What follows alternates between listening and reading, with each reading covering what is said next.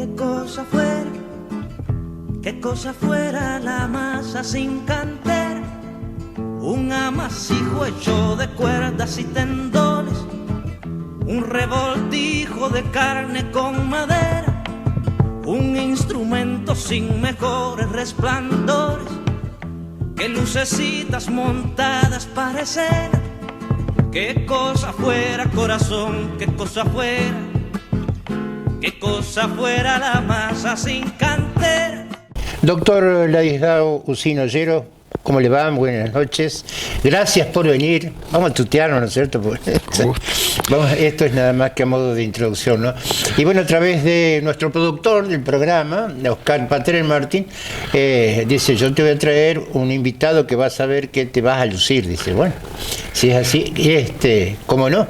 Y es un experto, un estudioso de la historia, ¿no? De la historia universal o de la historia argentina o de la historia en general. Bueno, en principio agradezco la convocatoria, desde ya a disposición. Algunos me tildan de historiador y creo que sería muy jactancioso si así lo aceptara. Sí soy un buceador curioso de la historia, porque creo que a través del conocimiento de la historia podemos comprender el momento presente y hacer una proyección del futuro. Y en nuestro país, que es un país muy atípico, aún en la misma región es un país atípico, tenemos una historia muy épica en algunas cosas y muy triste en otras. Sí. Porque nuestros verdaderos y grandes próceres murieron en el exilio, en el olvido, en la pobreza, muchas veces denostados. Y cito por caso a José de San Martín, que pasó por apremios económicos, a Manuel Belgrano, heredero de la quinta fortuna más grande de Buenos Aires, graduado en Salamanca y Valladolid, un hombre muy preclaro que de ser heredero de una gran fortuna murió en la mayor de las pobrezas. Sí. Y algunos abandonado, olvidado, recuerdan, dice, bueno, y le entregó, dice, en su lecho de muerte su reloj al médico para pagar los honorarios porque no tenía un peso, pero sucedáneo inmediato con eso, la historia no lo dice o no se divulga, su cuerpo permaneció entre 6 y 7 días pudriéndose en la morgue porque no alcanzaba para comprar un féretro y darle una cristiana sepultura. Sí. Se hizo una colecta para poder comprar el féretro, hacer una ceremonia y sepultarlo, pero no alcanzó la plata para la placa mortuoria, con lo cual sacaron el mármol de la mesa de luz y en ese mármol labraron su placa mortuoria, ¿no? Otro caso, el de Martín Miguel de Güemes, perteneciente a una familia de mucha prosapia noble. Martín Miguel de la Mata, Güemes y Goyechea,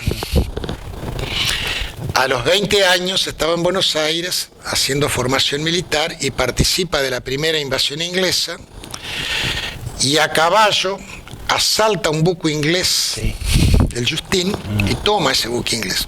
20 años tenía.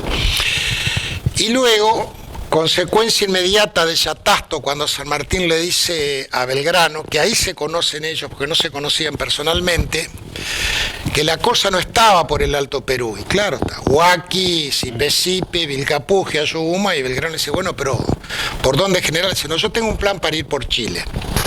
Bueno, pero ¿quién va a cuidar la frontera norte? Güemes con sus gauchos. Sí. Y así fue. Güemes rechazó entre 6 y 9 invasiones realistas que venían para la contrarrevolución, que pensaban llegar hasta Córdoba, y estamos hablando de un ejército profesional, porque el ejército español, que su fuerte era Lima, la capital del Perú, venían de desalojar a Napoleón de la península ibérica. Y bueno, y Güemes con sus gauchos, famosos sus tercios, ¿no es cierto? Los tercios de Carlos V eran, que todavía lo mantienen los españoles en todas sus ramas de las Fuerzas Armadas, como un recordatorio de Carlos V, que es cuando el Imperio Español alcanza el mundo entero, que en esto fue Sebastián Elcano, que culmina en 1522 la expedición de Magallanes, que el rey de España le regala una especie de medallón o presea, Sí. primo circundate, fuiste el primero en dar la vuelta, quiere decir, no traducido del latín. Que conozco Getaria, está ahí cerca de San Sebastián, el pueblo donde él nació, ¿no? Él es el que culmina la expedición de Magallanes. Bueno, los tercios que provienen de ahí y un ejército profesional, en el cual se había formado San Martín.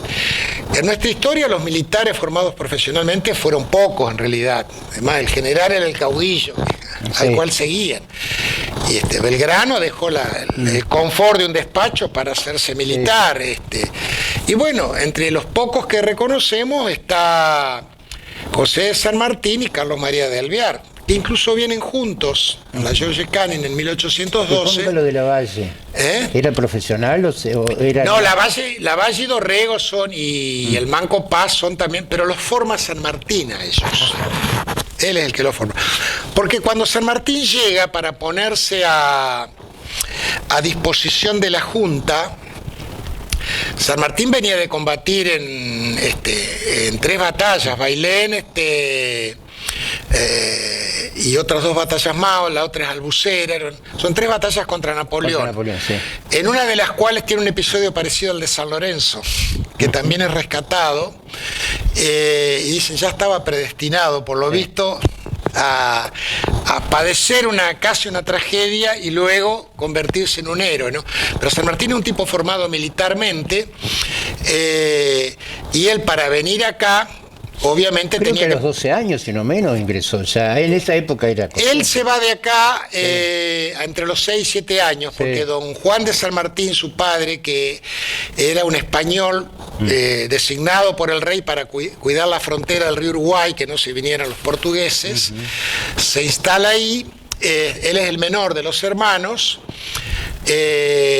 A los 2 años o 3, pero lo cierto es que su padre tiene que volver a España, se va con él tenía 6 o 7 años. Claro. O sea que vive en España muchos años, se forma militarmente, y claro, para volver primero tiene que pedir un permiso. ¿Para ir a dónde? Estaba la revolución en plena ebullición. No, voy a Londres. Bueno, en Londres se embarca y viene para acá.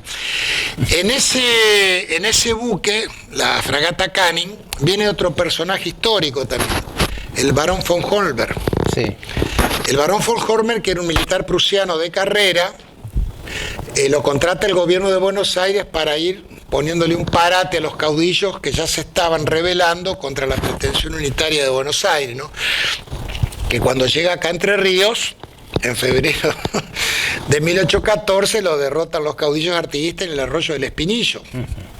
Surge el nombre de Artigas, ¿no? Claro, porque ellos Era un eran... salto enorme en la historia, pero... Eran hombres de Artigas, ellos claro. eran hombres de Artigas, Eusebio Ereñú, Zapata, Sí, Zapata, que viene militar prusiano, formado profesionalmente, con la disciplina prusiana, bueno, y acá lo derrotan a 23 kilómetros de Paraná en el Espinillo, que le perdonan la vida y le permiten volver Sí. a él con su gente a Buenos Aires, que yo siempre digo, para mí esta fue la fecha fundacional del federalismo. Sí. Es la fecha fundacional del federalismo, febrero de 1814. Pero ya Artigas tenía problemas con el directorio, porque cuando se reúne el directorio, la famosa asamblea del año 13, para decir, bueno, tenemos... Recordemos que el Uruguay, lo que hoy conocemos como Era una Uruguay, provincia nuestra. Era una provincia, claro. Artigas lo menciona, yo nunca me quise separar de ustedes, yo formaba parte. Claro, sí, sí. Es más, su abuelo... Somos tientos de un mismo cuero. Sí. Sí. Su abuelo, don Juan Antonio Artigas, tuve la oportunidad de conocer el año pasado, Puebla de Albortón, en la provincia de Zaragoza, la zona del Bechite, de donde es oriunda la familia, ¿no? Y me entero por Gesualdo, un docente uruguayo, profesor e historiador ya fallecido, que ahí me entré por interesar por conocer de dónde venía. Y Puebla de Albortón es un pueblito de 50 habitantes, perdido en la nada. Lo único que tiene como riqueza son algunas canteras de yeso, pero lo que se llama una tierra yerma.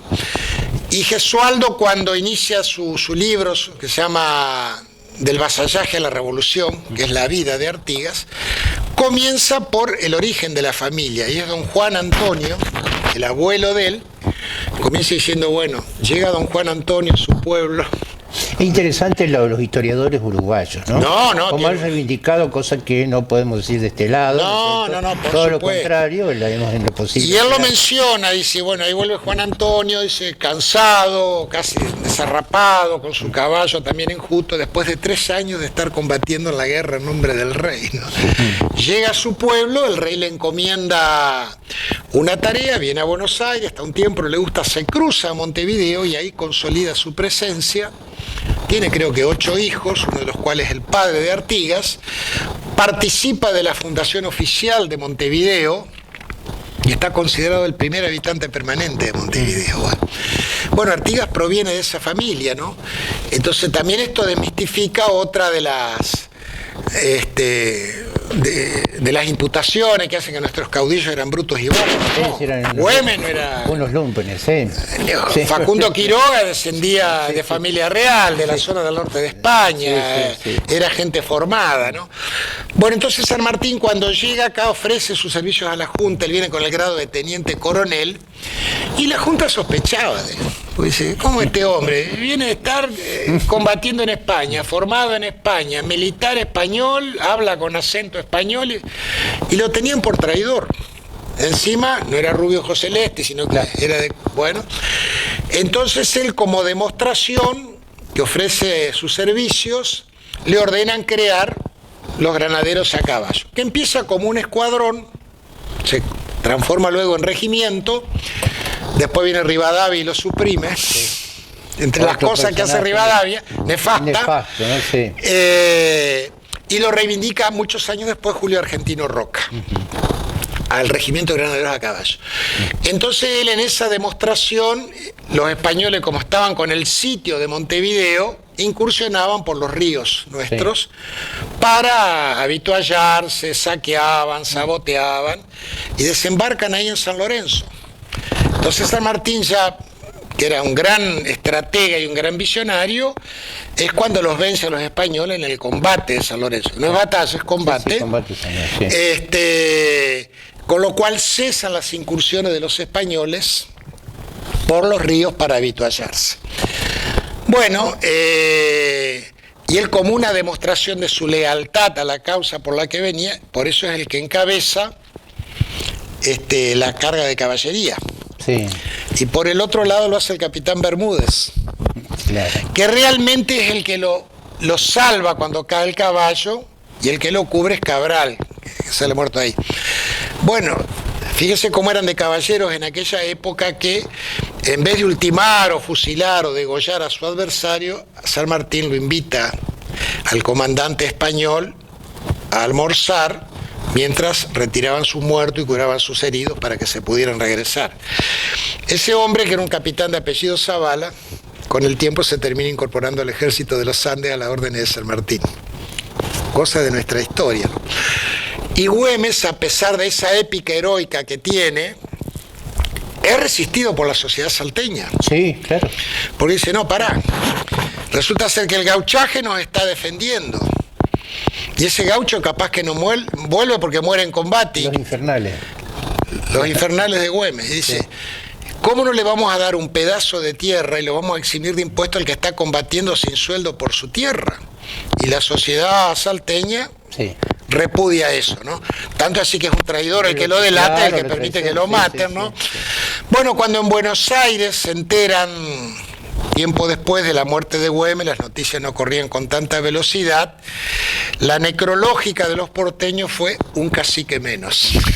Claro. Es así. Cuando San Martín vuelve de la campaña de los Andes para buscar a su hija, atraviesa la provincia de Santa Fe, y un lugarteniente de Estanislao López, un allegado, López era gobernador de Santa Fe, muere en 1838, le dice, cuidado general cuando llegue a Buenos Aires. Dice, ¿pero por qué? Dice, no, porque lo están esperando para enjuiciarlo y posiblemente fusilarlo por orden de Rivadavia.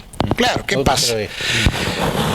San Martín es gobernador de Mendoza y jefe militar durante la organización del ejército de los Andes. Está realmente programando y diseñando una verdadera hazaña. una verdadera hazaña, porque las hazañas de San Martín y las estrategias se estudian en colegios militares de varios lugares del mundo. Es más, el colegio militar de Rusia ha venido a hacer el cruce de los Andes para... El ataque del flanco oblicuo. Claro. Las de conocer, ¿no es cierto? Sí, tremendo. Eso fue realmente una cosa de una visión. Sí. Bueno, entonces Arjonilla era el otro combate contra Napoleón. Arjonilla, Albufera y Bailén. Bueno, ¿qué pasa? Estándolo organizando, don Bernardino González de Rivadavia, que ya tenía cargo en el gobierno de Buenos Aires, pretende que San Martín baje de Mendoza a Buenos Aires con 2.000 granaderos y por si nos invaden los portugueses, nos invaden. Y San Martín dice, no, señor, yo estoy organizando esto, que es más importante. Lo que se llamó la desobediencia genial. Sí. A partir de ahí Rivadavia le hace la cruz. Sí. Tanto es así que él, bueno, llega a Buenos Aires, tiene que lidiar un tiempo porque la familia Escalada no le quería entregar la hija, ya Remedios había muerto. Dice, bueno, no ha sido un buen padre, estaba combatiendo. Sí. Estaba combatiendo, estaba a kilómetros de acá. Consigue al final rescatar a su hija, se embarca y se va para Europa, anda por Bélgica, por Londres, por Italia. Hay placas que recuerdan en cada lugar donde estuvo. Y se tiene que ir medio de incógnito, por temor a que esta consigna Rivadavia que había lo atraparan, le inventaran un juicio y lo terminaran fusilando. Fíjese usted, un tipo que el Rivadavia que decía la independencia no se pelea, sino que se negocia. Claro. Claro, cuando iba allá a hablar con los ingleses y con todos los... Bueno, pero fíjese que él tenía un ministro, ministro Manuel García, sí, también nefasto. De triste fama, sí. De triste fama. Que acá ocurre otro de los hechos tristes de nuestra historia. Se gana la guerra contra el Imperio del Brasil. Sí. Ituzaingó, que es en Rosario do Sul de Brasil, ahí pasando Alegrete, los brasileños llaman la batalla del Rosario. Juncal con Bravo en el Río de la Plata y la épica de Carmen de Patagones. Porque los brasileños querían entrar por el Río Negro, sí, para crear otro frente hacia el movimiento emperador de Buenos Aires. Bueno, eso se gana entre febrero y marzo de 1827, que se le gana la guerra al Imperio del Brasil. Sí, sí. Bueno, de ahí viene la marcha de Ituzaingó, que le había escrito el emperador Pedro, porque era un gran melómano. De ahí viene la marcha de Ituzaingó. Y como trofeo de guerra, sí, la encuentran en un baúl, sí, y la traen, y esa es la marcha que luego se oficializa acá como una de las tantas marchas oficiales. Sí. Por caso la marcha de San Lorenzo, la que utiliza el ejército alemán al entrar en París en junio de 1940, sí, por la avenida de los Campos Elíseos, ¿no? Sí. Y bueno, se le gana la guerra, ¿y dónde se tendría que haber firmado el armisticio? En Buenos Aires. ¿Y dónde se firma el armisticio?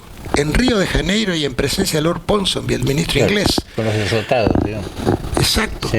Lo cual implicó un gran repudio y motivó la caída del gobierno de Rivadavia, Sube Dorrego, gobernador de Buenos Aires y por ende de las Provincias Unidas, al cual el ministro inglés en el Río de la Plata lo trata de seducir, Dorrego le dice que no y genera la intriga que termina con su fusilamiento en Navarro. Tremendo, ¿no? Hay bueno, yo sé, vos lo tenés que haber leído, ¿no es cierto? En la novela de Sábato, donde cuenta toda la historia esta y sobre todo después el periplo de Lavalle, ya de su cadáver. Sí. Y que él dice, se arrepiente, yo no lo quería matar a Dorrego. Es que eran amigos, se habían combatido juntos. Yo no quería, me obligaron Inclusive combaten juntos en Ituzaingó ellos. Sí. Y Juan Galo Lavalle es un hombre de un gran valor militar. Un coraje, sí. Por eso en Ecuador, que lo recuerdan mucho, en Ecuador es muy recordado, hasta presidentes con el nombre Galo, que es en recordatorio de Lavalle. Sí, el hombre que desenvainando su espada hizo callar a Simón Bolívar. Exacto, así. Decía, y muchos le decían era de mucha espada y poca cabeza, ¿no? Pero era un tipo, y murió. Lavalle muere en condición también bastante precaria, de pobreza, ¿no? Sí, y bueno, el periplo desde que lo matan hasta allá está... La Guacalera. Claro, es lo que cuenta en esa... sobre Héroes y Tumba, que es aparte, el cómo lo llevan, ¿no es cierto? Y si lo deshuesan y cruzan sus huesos a Bolivia. Guacalera en Jujuy y después está. Lo único que llevan es con el corazón en grapa, creo. Claro, que sí. Y eso es la lealtad del gaucho con su jefe. Claro. que una de las cosas que yo le critico a don Domingo Faustino Sarmiento, a quien le reconozco dotes políticas y literarias, pero Sarmiento, al igual que Rivadavia, tenían un diseño de país que excluía al nativo. Sí. Sarmiento al criollo no lo quería. Salvo que manden a sus hijos las escuelas, decía. Bueno, y fíjese que yo siempre digo, el gaucho sirvió en las luchas para la independencia en la primera línea de batalla, y luego para mandarlo de fortinero a la frontera para cuidarles las estancias. Sí. Para eso servía el gaucho. Pero usted no puede construir un país con desprecio del nativo. No puede. Y lamentablemente don Domingo tenía esas cosas, como también es uno de los ideólogos de la guerra del Paraguay, acto reprobable. Pero también enfrentó la oligarquía, cuando tuvo que enfrentarlo. Sí.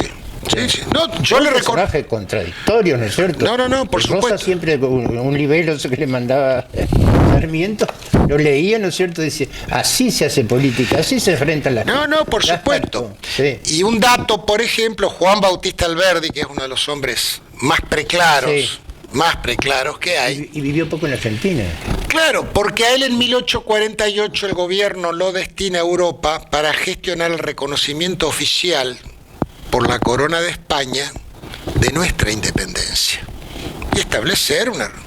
Claro, España no reconocía, había sido derrotada, y sobre todo después de Ayacucho. Ahora, lo mandan al Alberdi hace una gestión de años, y en 1858 se termina por reconocer nuestra independencia, claro, pero el gobierno nunca le paga los sueldos a Alberdi. Termina muriéndolas afuera de París.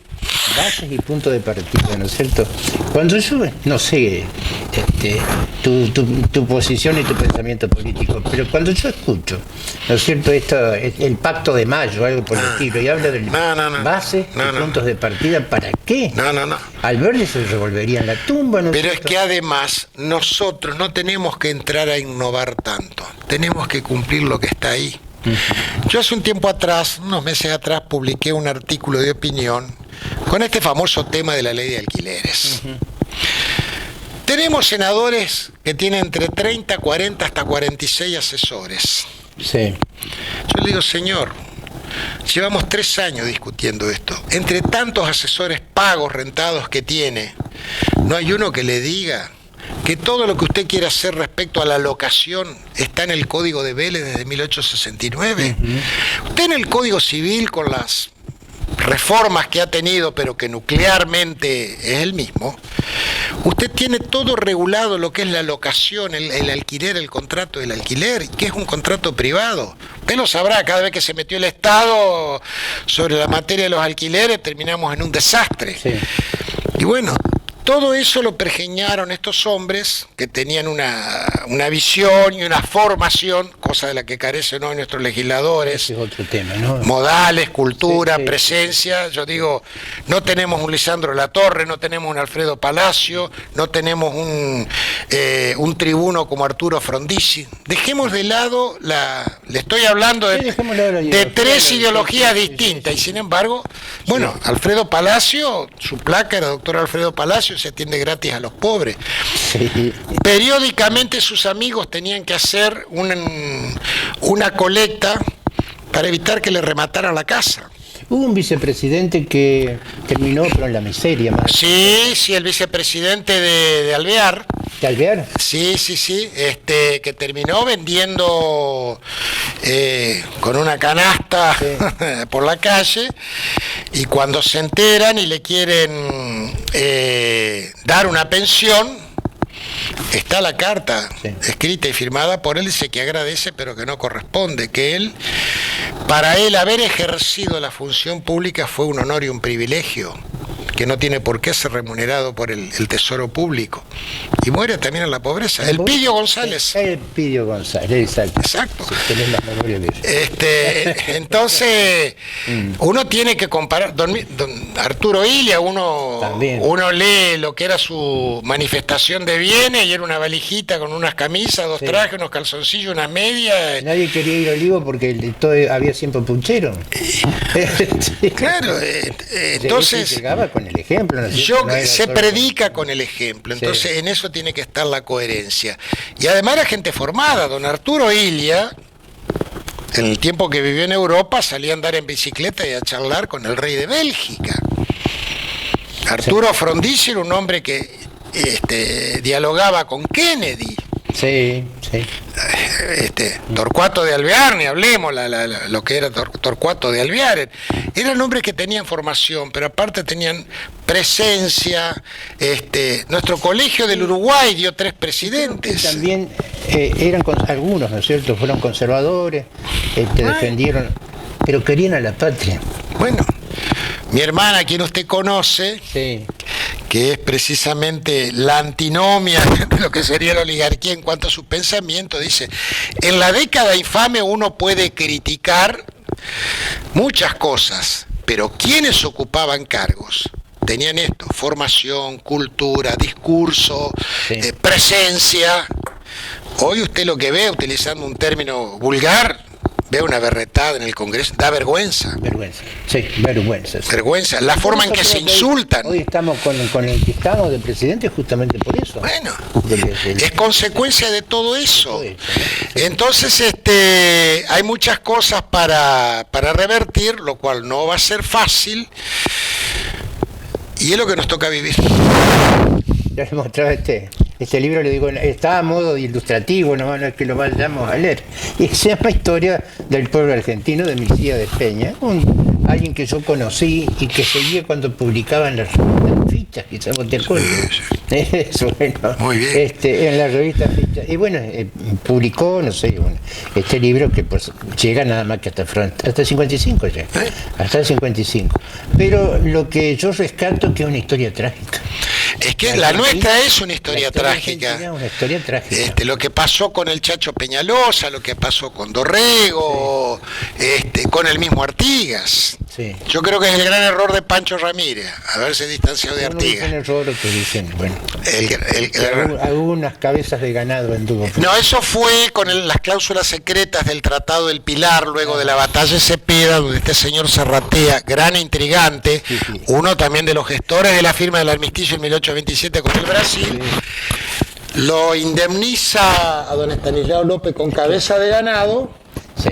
y a nosotros nos lo manda Lucio de Mansilla con piezas de artillería para combatirlo a Artigas. Eso lo envalentona a Pancho, las tunas, el último rincón de Ábalo, y luego el exilio.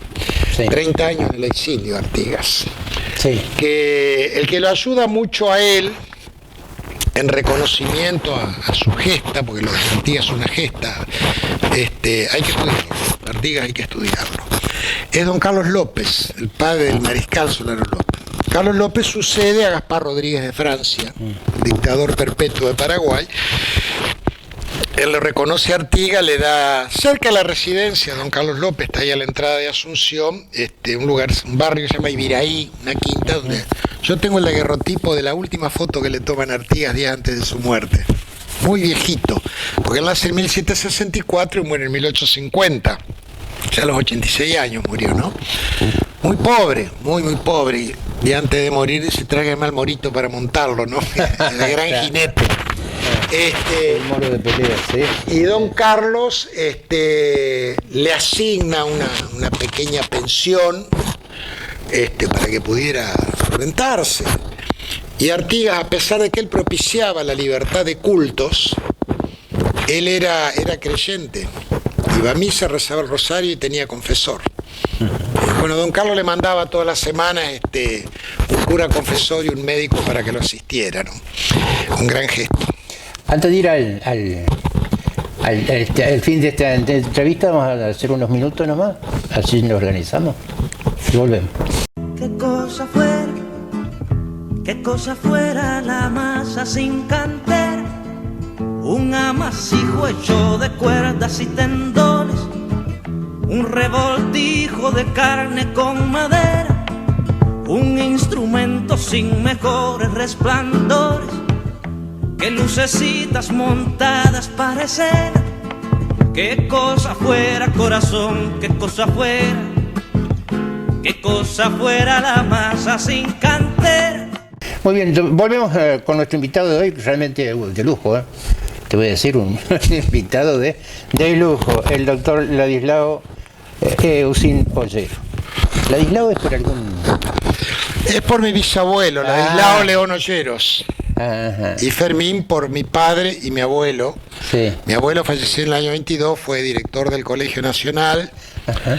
amigo de Leandro Enealé y de don Hipólito Yrigoyen. Tengo una foto de él caminando con don Hipólito por la plaza de Paraná. Sí, sí, porque por allí hay apellidos o nombres, ¿no es cierto? Que la familia los usa para que no se pierdan, digamos. Bueno, Olleros viene de Oleiros, que es Sí. un pequeño barrio, una pequeña comuna que está en La Coruña, gallega, Sí. atrás de La Coruña, muy cerca del fuerte de Santa Cruz, que es Oleiros en gallego. Usín es vasco, de la zona de Navarra, y por mi madre es Vergara, al sur de Bilbao. Así que viene la sangre española de ahí. Español hasta, sí. Y bueno, y Ladislao viene por don Ladislao León Olleros. Nuestro tatarabuelo fue el coronel Olleros y Acevedo, que formó parte del Ejército Libertador de San Martín en Chile, y que por ahí nos viene un parentesco con Jorge Luis Borges Claro. y más lejano con Máxima Sorreguieta. Claro. Tampoco hago jactancia de eso, lo menciono simplemente. El granadero, no era granadero, era capitán, creo que sí, tenía el pariente de Borges. Bueno, el coronel Olleros era coronel de ejército, él era de San Nicolás. Y el abuelo de Jorge Luis Borges combate en la batalla de Arroyo Verde, cuando Mitre no reconoce el triunfo de Alcina y se rebela contra el gobierno nacional. Y en esa batalla, Mitre era un pésimo militar, por eso le retiran el mando un año antes de terminar la guerra del Paraguay. Con un ejército de 5.000 hombres pierde la batalla de Arroyo Verde contra los leales, que eran 800. Y en esa batalla de Arroyo Verde, cerca de 25 de mayo, provincia de Buenos Aires, muere el abuelo de Borges, que era coronel. En esa batalla muere él. El abuelo Jorge Luis Borges. Él siempre lo recordaba, por supuesto, ¿no es cierto? Eso. Sí, batalla poco Creo que conocida. hablaba de su poema Junín, me parece que por ahí lo Y nombraba. también Sí. la menciona. Y Y bueno, después uno que yo siempre cito cuando llega el 9 de julio, ¿no? Que es el poema conjetural. Nosotros matamos al que nos dio la independencia, lo degollamos al tipo que declaró la independencia de estas bárbaras provincias. sí, es así. Por Porque eso la digo, nuestra es una historia de trágica. sangre y traición. La nuestra es una historia de intriga, sangre y traición. Pasó con las invasiones inglesas también. Sí, Eso, no. sí. Usted sabe que el alto mando inglés era todas las noches agasajado en bandeja de plata por la sociedad porteña. Sí. ¿Quién hace la reconquista en agosto? Un marino francés, Santiago de Liniers. ¿Dónde arma la milicia? En el Uruguay. Y como yo siempre digo, ¿cómo le devolvemos la gauchada? A Liniers lo terminamos fusilando y a Artigas lo declaramos traidor a la patria. Sí. Ya para terminar, ¿no es cierto? Que iba a pedirte tu opinión. ¿Estuviste en la marcha ayer, en la concentración de los chicos? No, Por lo tenía un menos. compromiso laboral, pero yo me he manifestado con respecto a este tema. Entiendo que la universidad no puede ser desdeñada ni subestimada. La educación ha dado grandes valores. Nuestros premios Nobel en ciencia, Husserl, Leloir y Milton, salen de la universidad pública. René Favaloro, una eminencia mundial, sale de la universidad pública. Entonces, si usted me dice, bueno, una razón de presupuesto, bueno, mi amigo, audita y fiscalice. Pero usted hay cosas elementales que no puede suprimir el CONICET, el INTA, la Comisión Nacional de Energía Atómica. El Estado tiene que administrar bien, si está para eso. Entonces, es lógico que esta universidad, que ha dado eminencias y con una educación pública, gratuita y de calidad, se la cercede de la monda que se pretende. No todo es consumismo, ni todo es dinero. Y hoy lo que proyecta al mundo, que es la ciencia del conocimiento, perseverancia. Yo le decía a vos, historiador, ¿no es cierto? Si retrocedemos unos cuantos años en el tiempo, llegamos a 1918, a la reforma universitaria y al manifiesto liminar. Que y bueno, el hijo del inmigrante también iba a poder estudiar. Claro. ¿Sí? Y de ahí han salido eminencias de la universidad. Este es un tema que da para hablar mucho, inclusive yo digo, el INVAP, cito esto y no quiero abusar de su tiempo, Es un organismo de la provincia de Río Negro, autárquico, un organismo de investigación científica.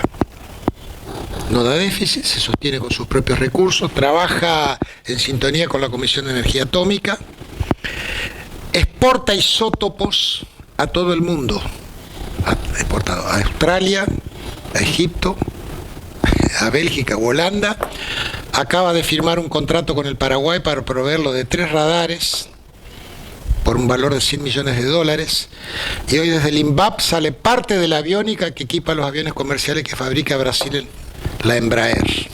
Claro. Del INVAP, un instituto provincial. Sí. Tenemos el recurso humano, como también lo tenemos los astilleros Río Santiago para fabricar los buques necesarios para patrullar nuestro litoral marítimo. Pero siempre compramos afuera material obsoleto. Doctor, ha sido un placer. Para mí también. Dialogar con vos, y seguramente va a haber oportunidad de Cuando continuar. ustedes convoquen estoy a disposición, con muchísimo gusto, porque uno lo que puede hacer es divulgar. Así es. Gracias. Hasta todos los momentos. Y nosotros, como siempre, nos reencontramos el próximo jueves a partir de las 21:30 Muchas gracias.